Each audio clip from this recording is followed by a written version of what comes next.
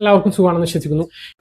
പ്രധാനമന്ത്രി കിസാൻ സമ്മാൻ നിധിയുടെ തുക വിതരണ തീയതി പ്രഖ്യാപിച്ചു. കഴിഞ്ഞ ദിവസം നമ്മൾ പറഞ്ഞിരുന്നു ഈ മാസം അവസാനമോ അടുത്ത മാസം രണ്ടാമത്തെ ആഴ്ചയോ ആണ് ഉണ്ടാകുക എന്ന്. ഇതിപ്പോൾ മൂന്നാമത്തെ ആഴ്ചയിൽ തന്നെ ഈ മാസത്തേതിന്റെ വിതരണം പ്രഖ്യാപിച്ചിരിക്കുകയാണ്. 2026 ജൂൺ 20 പശ്ചിമ ബംഗാളിലെ ഹുഗ്ലിയിലെ താരകേശ്വറിൽ നിന്നും പ്രധാനമന്ത്രി PM കിസാൻ സമ്മാൻ നിധിയുടെ 23ാമത്തെ ഗഡുവിന്റെ വിതരണം നടത്തും. PM കിസാൻ രജിസ്റ്റർ ചെയ്തിട്ടുള്ള കർഷകർ KYC നിർബന്ധമായും ചെയ്തിട്ടുണ്ട് എന്ന്, അല്ലെങ്കിൽ അപ്ഡേഷൻ വന്നിട്ടുണ്ട് എങ്കിൽ അത് പൂർത്തീകരിച്ചിട്ടുണ്ട് എന്ന് ഉറപ്പുവരുത്തണം എന്ന് OTP അടിസ്ഥാനമാക്കിയുള്ള KYC PM കിസാൻ പോർട്ടലിൽ ലഭ്യമാണ് എന്നും, അത് ചെയ്യാൻ കഴിയുന്നില്ല എങ്കിൽ ബയോമെട്രിക് അധിഷ്ഠിത KYC ചെയ്യാൻ CSC കേന്ദ്രങ്ങളുമായി ബന്ധപ്പെടണമെന്നും PM കിസാൻ വെബ്സൈറ്റിൽ അറിയിപ്പ് ലഭിച്ചിട്ടുണ്ട്. KYC മുമ്പ് ചെയ്തിട്ടുള്ള ആളുകൾക്ക് വീണ്ടും ചെയ്യണമോ എന്ന് പല ആളുകളും ചോദിക്കുന്നുണ്ട്.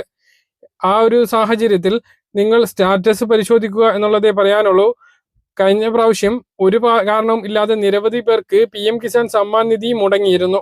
ആ ഒരു അവസ്ഥ ഈ മാസം ഉണ്ടാവാതിരിക്കട്ടെ എന്നുള്ളതാണ് ശ്രദ്ധിക്കേണ്ടത്.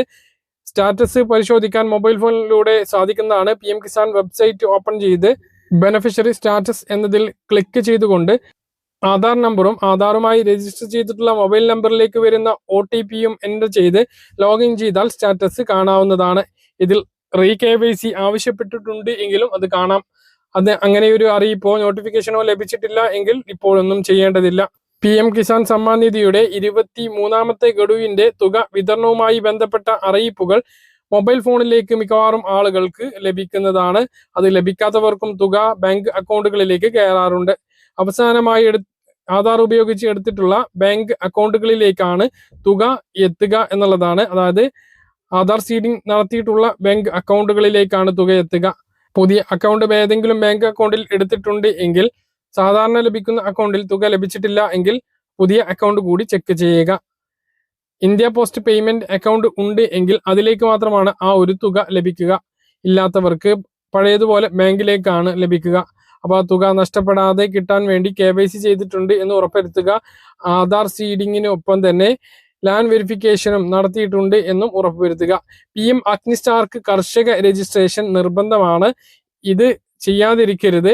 ഈ പ്രാവശ്യത്തെ തുക ലഭിക്കുന്നതിന് അത് നിർബന്ധമില്ല എങ്കിലും ഭാവിയിൽ അത് നിർബന്ധമാക്കും. PM കിസാൻ ഉൾപ്പെടെയുള്ള എല്ലാ കർഷക ആനുകൂല്യങ്ങളും അഗ്നിസ്റ്റാർക്ക് കർഷക രജിസ്ട്രേഷൻ നടപടികൾ പൂർത്തീകരിച്ചവർക്ക് മാത്രമായിരിക്കും ലഭിക്കുക എന്ന് സംസ്ഥാന കൃഷി വകുപ്പും കേന്ദ്ര കൃഷി വകുപ്പും ഒരുമിച്ച് പറഞ്ഞിട്ടുള്ള കാര്യമാണ്.